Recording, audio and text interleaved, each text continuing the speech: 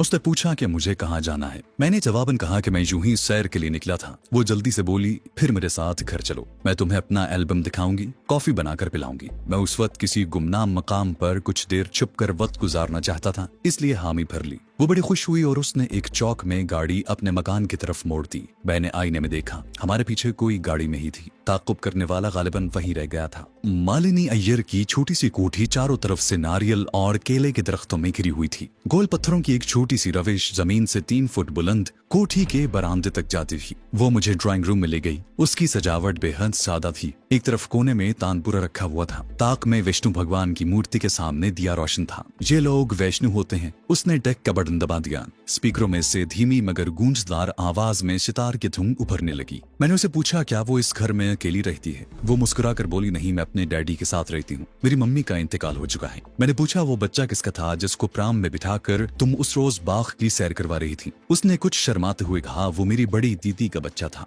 वो रामेश्वर से मुझे मिलने आई थी। 2 रोज हुए वापस चली गई है। ठहरो, मैं तुम्हें डैडी से मिलाती हूँ। वो पर्दा उठाकर दूसरी तरफ चली गई। मैं सर सोफे से टिकाकर इत्मीनान से बैठ गया। फजा में लोबान की महक रची हुई थी। डेक से सितार की आवाज मुंतशिर हो रही थी। मान सामने वाले दरवाजे का पर्दा हटा और मालिनी के साथ एक उधेड़ उम्र का दुबला पतला सांवला सा इंतहाई तेज आंखों और ज़हीन नपोश वाला हिंदू नमूदार हुआ। वो जनूबी हिंद के वैष्णु हिंदुओं वाली सफेद धोती कुर्ते में मलबूस था। मालिनी ने डेक बंद करते हुए अंग्रेजी में मुझसे अपने बाप का तारुफ करवाया और मेरे बारे में अपने बाप को बताया। उसके बाप का नाम कृष्ण अय्यर था। वो मुझसे हाथ मिलाए बगैर मुस्कुराता हुआ मेरे सामने वाले सोफे पर बैठ गया। मालिनी भी उसके साथ ही बैठ गई। उसके बाप ने मालिनी की तरफ देखकर कहा, बेटी, मिस्टर तिवाड़ी के लिए कॉफी बनाओ। मालिनी उठी और दूसरे कमरे में चली गई। अब उसके बाप ने मुझसे बात शुरू कर दी। वो मुझसे सवाल पर सवाल करने लगा। मेरी जात क्या है, किस तिवाड़ी खानदान का हूँ, मेरी कितनी बहनें हैं, अब तक शादी क्यों नहीं की, माँ बाप कहाँ रहते हैं, वगैरह वगैरह। साफ जाहिर था कि मालिनी अय्यर ने अपने बाप से खुलकर कह दिया था कि वो मुझसे शादी करना चाहती है और उसका बाप मुझसे इस सिलसिले में जरूरी पूछगिछ कर रहा था। शायद इसीलिए मालिनी मुझे बार बार अपने घर बुला रही थी। मैंने अय्यर को अपनी नस्ली जात और गोद के बारे में हिंदू जात पात के मुताबिक जवाब दिए, जिससे ये बात वाज़ेह हो गई कि मेरा ताल्लुक पंजाब के एक आला हिंदू घराने से है। मालिनी का बाप बेहद खुश हुआ। मैंने गुफ्तगू का मौजू बदलने के लिए मालिनी के बाप से पूछा कि वो कौन सा बिजनेस करते हैं। अय्यर अपने गंजे सर को खुजाते हुए बोला, मैं बिजनेसमैन नहीं हूँ, पुलिसमैन हूँ। अगर मुझे नाजुक से नाजुक हालात में अपने जज्बात और हवास पर काबू पाने की ट्रेनिंग न मिली होती तो यकीनन मैं चौंक कर उछल पड़ता, मगर मैं अपनी जगह पर जमकर बैठा रहा और चेहरे की मसनूई मुस्कुराहट भी कायम रही।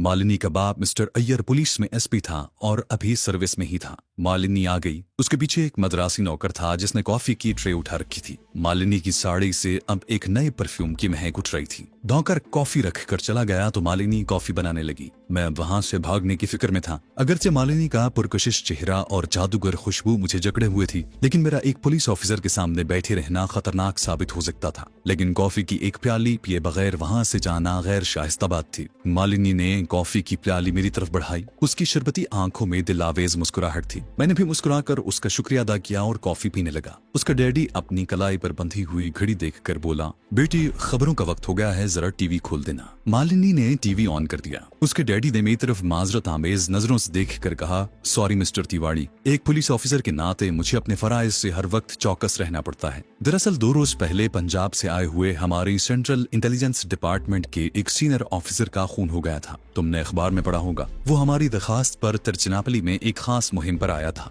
मालिनी ने कॉफी के कप में चम्मच हिलाते हुए पूछा, डैडी, उसका कातिल अभी तक गिरफ्तार क्यों नहीं हुआ? आपकी पुलिस की तो दूर दूर तक शोहरत है कि कातिल दूसरे रोज ही पकड़ दिया जाता है। मिस्टर अय्यर की नजरें टीवी पर जमी हुई थी जहां साबुन का इश्तिहार दिखाया जा रहा था। वो मुस्कुराकर बोला, बेटी, कातिल कल तक पकड़ा जाएगा। हमें तो ये कोई गैर मुल्की जासूस लगता है जिसको हमारा ऑफिसर गिरफ्तार करके पुलिस स्टेशन ले जा रहा था, मगर रास्ते में ही उसे कत्ल करके फेंक दिया गया। मैं अपनी जगह पर किसी बुत की तरह साकित बैठा हुआ था। आप समझ गए होंगे कि मेरी ये हालत क्यों और किस वजह से थी। अय्यर जिस कातिल की तलाश में था वो उसके सामने सोफे पर बैठा कॉफी पी रहा था। टीवी पर एक तीखी आंखों और मोटे होंठों वाली लड़की तमिल जबान में खबरें पढ़ रही थी। 3 मिनट की खबरें थी। खत्म हुई तो वो सर खुजाकर बोला, टीवी बंद कर दो बेटी, अभी तक मफरूर कातिल का कुछ पता नहीं चला। वो कॉफी की चुस्कियां लेते हुए मुझसे बातें करने लगा। मैं इसे मालूम करना चाहता था कि पुलिस ने मेरी गिरफ्तारी के लिए कहां कहां जाल फैला रखा है और उसका तरीकाकार क्या है। चुनाचे पहले तो मैंने ये कह करके तिरुचिरापल्ली पुलिस की तारीफ की कि साहब, इस पुलिस की तो पंजाब में भी धूम है। फिर पूछा कि पुलिस किन किन मकामात पर कातिल को तलाश कर रही है। मालिनी का बाप एक जिम्मेदार पुलिस ऑफिसर था। उसने मुझे सिर्फ इतना ही बताया कि पुलिस ने कातिल की खोज में सिनेमा वाले शॉपिंग सेंटर के इर्द गिर्द खुसूसी टीम छोड़ रखी है। मैंने जानबूझकर सवाल किया कि पुलिस तो कातिल की शक्ल से ही वाकिफ नहीं है, फिर वो उसे कैसे गिरफ्तार करेगी। अय्यर ज़ेरे लब मुस्कुराया और कॉफी की प्याली मेज पर रख दी। सफेद बेदाग रुमाल से अपने होंठ पूंछे और बोला, हमारी बड़ी गुड लक हुई है कि हमारा ऑफिसर कातिल को सिनेमा की लॉबी में से गिरफ्तार करके बाहर ले जा रहा था तो उसके साथियों ने उसे देख लिया था और हमारे ऑफिसर ने खुफिया इशारे में उन्हें पुलिस को खबर करने के लिए भी कहा था। लेकिन बदकिस्मती से मकतूल ऑफिसर के साथी आम शहरी थे। वो बर वक्त पुलिस को फोन न कर सके,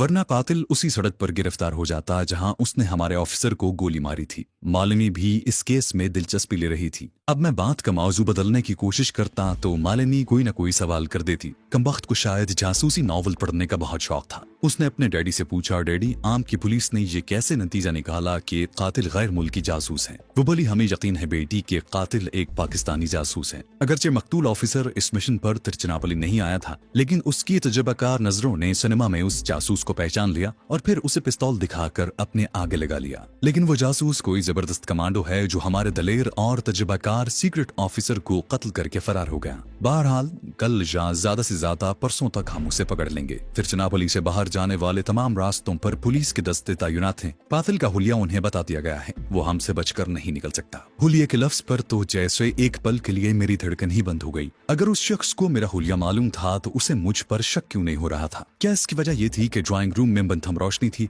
या ये कि मालिनी के पुलिस ऑफिसर बाप की नजर कमजोर थी, या ये कि वो अपने होने वाले दामाद के बारे में कभी तसव्वुर भी नहीं कर सकता था कि वो कोई जासूस भी हो सकता है। बहरहाल अभी तक उसने मुझे पहचाना नहीं था। अब तो मुझे वहाँ एक एक पल पूरे साल का महसूस हो रहा था। मैंने जल्दी से कॉफी के 2 घूंट लिए और प्याली मेज पर रखकर इजाजत चाहने ही वाला था कि फोन की घंटी पर जुटी। मिस्टर अय्यर ने तमिल जबान में फोन पर किसी से बातचीत शुरू कर दी। मुझे सिर्फ एक खतरा था कि अगर वाकई कोई खुफिया पुलिस का आदमी मेरा पीछा कर रहा था तो उसने जरूर महकमे को फोन कर दिया होगा कि कातिल फुला सड़क के बस स्टॉप से किसी लड़की की गाड़ी में बैठकर फरार हो गया है। और अगर उस वक्त महकमे का कोई ऑफिसर यही बात मालिनी के बाप को फोन पर बता रहा है तो वो जब फोन बंद करके मालिनी को यही बताएगा तो उसे फौरन मालूम हो जाएगा कि बस स्टॉप से तो उसने मुझे अपनी गाड़ी में बिठाया था। इंतहाई आसाब शिकन घड़ी थी। मालिनी के बाप ने बात खत्म करके रिसीवर रख दिया। मालिनी ने अपने बाप से अंग्रेजी में कहा, डैडी आप उस प्लॉट को बेच दें। बैंक से मजीद कर्जा लेकर मकान बनाया तो उसकी किस्तें नहीं उतार सकेंगे। मैंने सुकून का गहरा सांस लिया। ये हम सब की खुशकिस्मती थी कि फोन पर मालिनी का बाप किसी से अपने नए प्लॉट पर मकान बनाने के बारे में बात कर रहा था। इसका मतलब था कि कोई शख्स मेरा ताकुब नहीं कर रहा था। ये महज मेरा ख्याल था। मैंने इजाजत चाही तो मालिनी के बाप ने पूछा, बेटा तुम कब वापस जा रहे हो? मैंने कहा, अभी कुछ रोज तिरचिनापली में ही रुकना पड़ेगा। वो बोला, हमें अपने घर का एड्रेस दे दो, हम तुम्हारे पिताजी को खत लिखना चाहते हैं। बूढ़ा बहुत संजीदा था। मालिनी उठकर डेक के पास चली गई। मैंने मालिनी के बाप का हाथ थामकर पूरा एतमाद लहजे में कहा, आप फिक्र न करें, पिताजी आजकल दार्जिलिंग गए हुए हैं। जो ही वो वापस आ गए मैं आपको खुद आकर एड्रेस दे जाऊंगा। वो मुस्कुराता हुआ उठा, मेरे कांधे पर हाथ रखकर बोला, जीते रहो, भगवान तुम्हें सुखी रखे, अब आते रहना यहाँ, ये भी तुम्हारे पिताजी का घर है। मैंने सोचा खुदा बचाए ऐसे पिताजी से जिसने मेरी गिरफ्तारी के लिए शहर भर में पुलिस और खुफिया पुलिस के आदमियों का जाल फैला रखा था। मालिनी मेरे साथ कोठी के गेट तक आई, बोली, मैं तुम्हें होटल तक छोड़ाती हूँ। लेकिन अब मैं ये खतरा मोल लेना नहीं चाहता था क्योंकि पुलिस और सीआईडी के आदमी मालिनी को जरूर जानते होंगे। अगर उन्होंने मुझे उसके साथ देख लिया तो मेरा गिरफ्तार हो जाना यकीनी था। चुनाचे मैंने बहाना बनाया कि मैं पैदल चलना चाहता हूँ। साथ ही उसे ये भी बता दिया कि मैं कुछ दिनों के लिए मद्रास जा रहा हूँ ताकि वो ना तो मेरे होटल आए और ना ही मुझे फोन करे। मैं अब उससे दूर ही रहना चाहता था। मेरे लिए अब कृष्णा होटल में रहना भी शदीद खतरे का बायस था। लेकिन मिशन पाम ऑयल नारोमनी वालों ने मुझे उस होटल का पाबंद कर दिया था। उनकी तरफ से कोई कॉल भी नहीं आई थी कि मैं उन्हें इत्तला करके किसी दूसरे होटल में चला जाता। मैं उसी होटल में कयाम करने पर मजबूर था। मैं मालिनी को नमस्कार कहकर चल दिया। कुछ दूर चलने के बाद मैंने पलट कर देखा। कोठियों की कतार दूर तक सुनसान थी। कोई शख्स मेरा पीछा नहीं कर रहा था। ये वीरान सी सड़क थी। कुछ फासले से ढलानी छतों वाली कोठियां बनी थी। उनमें रोशनियां हो रही थी। कोई कोठी ऐसी नहीं थी जिसके अहाते में नारियल के दरख्त न झूम रहे हों। जहां से गुजरकर मैं बड़ी सड़क पर आया तो वहां खासी चहल पहल थी। दोनों जानिब इमारतों में दुकानें और स्टोर खुले थे। साड़ी पोश हिंदू औरतें तिलक लगाए घूम फिर रही थी। मुझे मालिनी के माथे पर लगा हुआ सुर्ख तिलक याद आ गया। ये तिलक उसकी सांवली पेशानी पर रात के वक्त शोले की साकित लौ की तरह लग रहा था। ये वैष्णु तिलक था। जनूबी हिंद की वैष्णु हिंदू औरतें गोल बिंदिया नहीं बल्कि शोले की तर्ज का सुर्ख तिलक लगाती हैं। जो होटल तनिबा रहा था, मेरी बेचैनी बढ़ती जा रही थी। मेरी रफ्तार भी आहिस्ता हो गई थी। होटल से कोई 50 कदम के फासले पर एक बस स्टॉप था। मैं उसकी ओट में हो गया। होटल के बाहर खामोशी थी। किसी वक्त कोई गाड़ी आकर दम भर को रुकती और सवारी उतार कर वापस चली जाती। 2-4 साड़ी पोश तमिल औरतें अपने बच्चों के साथ होटल की तरफ जाती हुई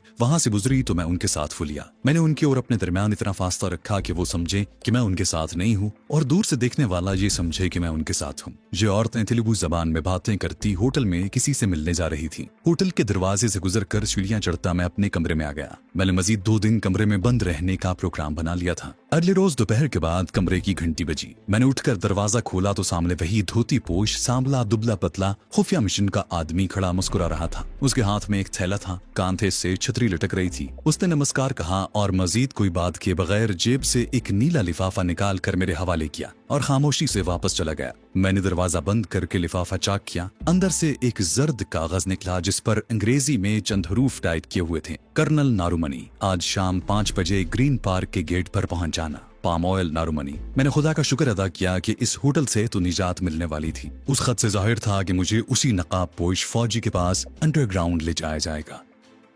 कर्नल नारुमनी, आज शाम 5 बजे ग्रीन पार्क के गेट पर पहुंच जाना। पाम ऑयल नारुमनी। मैंने खुदा का शुक्र अदा किया कि इस होटल से तो निजात मिलने वाली थी। इस खत से जाहिर था कि मुझे उसी नकाब पोश फौजी के पास अंडरग्राउंड ले जाया जाएगा। ठीक 5 बजे मैं टैक्सी लेकर ग्रीन पार्क के गेट पर पहुंच गया। गेट से कुछ दूर स्याह रंग की एक फौजी जीप खड़ी थी। मुझे गेट पर खड़े देखकर जीप रेंगती हुई मेरे पास आकर रुक गई। उसको वही सांवला धोती पोश आदमी चला रहा था। मैं जीप में बैठ गया। जीप थोड़ी देर बाद पूरी रफ्तार से शहर की कुशादा सड़कों पर उड़ी जा रही थी। आखिर जीप उस मकाम पर पहुंच गई जहां पाम के दरख्तों के दरमियान एक छोटी सी सड़क निकलती थी। पहले की तरह जहां मेरी आंखों पर पट्टी बांधी गई। कुछ दूर जाकर जीप ने चंद चक्कर लगाए, फिर एक तरफ रवाना हो गई। जीप एक जेर जमीन सुरंग में दाखिल होती महसूस हुई। जीप रुक गई तो मेरी आंखों से पट्टी उतारकर स्याह नकाब पहना दिया गया। अब हम पैदल ही नीम रोशन अंडरग्राउंड राहदारी में चल रहे थे। हम एक कमरे में दाखिल हो गए। मेरा गाइड मुझे छोड़कर चला गया। ये वही छोटा सा कमरा था जिसके वस्त में एक बेजवी मेज बिछी हुई थी। 2 कुर्सी आमने सामने रखी थी। मैं कुर्सी पर बैठा ही था कि दरवाजा खुला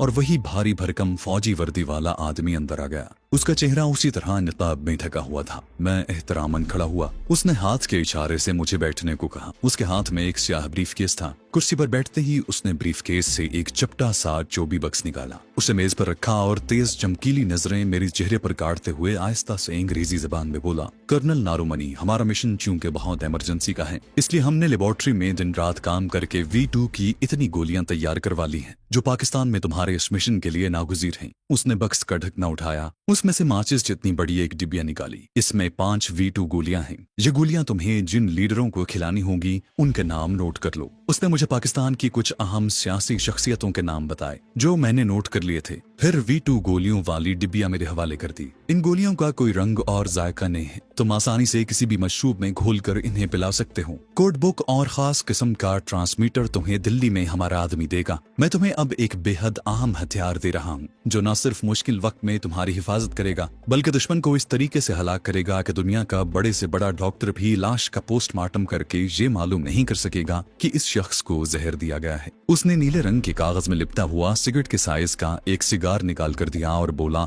बज़ाहिर ये एक मामूली सिगार है मगर इसका पिछला निस्फ हिस्सा साइनाइड से भरा हुआ है। ये दुनिया का सबसे मोहलक जहर है। इस सिगार के वस्त में एक पिन पॉइंट है। बवक्त जरूरत तुम इस सिगार को मुंह में दबाकर चाहे सुलगाओ चाहे हाथ में रहने दो, लेकिन इसका रुख दुश्मन की किसी भी हिस्से की तरफ कर दो और फिर वस्त में थोड़ा सा बटन दबाओ। सिगार से एक नजर न आने वाली फुआर निकलकर दुश्मन के जिस्म से टकराएगी। उसके जिस्म पर फालिज गिरेगा और वो वहीं मर जाएगा। इसमें जो स्याल भरा हुआ है वो 100 आदमियों को मारने के लिए काफी है। इसके बाद तुम्हें दूसरा सिगार दे दिया जाएगा। मैंने वो सिगार भी V2 काया पलट गोलियों की चिपटी डिबिया के साथ ही जेब में रख लिया। मैंने उसे पूछा कि मुझे कब दिल्ली रवाना होना है ताकि मुझे वहां से पाकिस्तान स्मगल किया जा सके। वो बोला, जो आदमी तुम्हें दिल्ली हेडक्वार्टर तक पहुंचाने का चार्ज लेगा वो काठमांडू से 10 रोज पहले तिरुचिरापल्ली पहुंचेगा। मैंने कहा कि मुझे कृष्णा होटल तब्दील करने की इजाजत दी जाए क्योंकि उस होटल के बिस्तरों और सोफों में खटमल बहुत है। लेकिन उसने ब्रीफकेस बंद करते हुए जज्बात से आरी लहजे में कहा, तुम्हें होटल बदलने की इजाजत नहीं है, बस मजीद 10 रोज गुजारा करो। ये कहकर वो कमरे से चला गया। उसके जाते ही धोती पोश मद्रासी एजेंट अंदर आया। आया और मुझे इशारे से अपने साथ चलने के लिए कहा। उसने मुझे एहतियाती तदाबीर इख्तियार करने के बाद वापस पहुंचा दिया। कृष्णा होटल की मुसीबत वैसी की वैसी ही मेरे सर पर खड़ी थी। मजबूर था, क्या कर सकता था। मैंने उसी होटल का रुख किया। एक दिन और एक रात मैं होटल ही में पड़ा रहा। दोपहर के खाने के बाद बूंदाबांदी शुरू हो गई। ठंडी हवाओं में नारियल के दरख्त झूम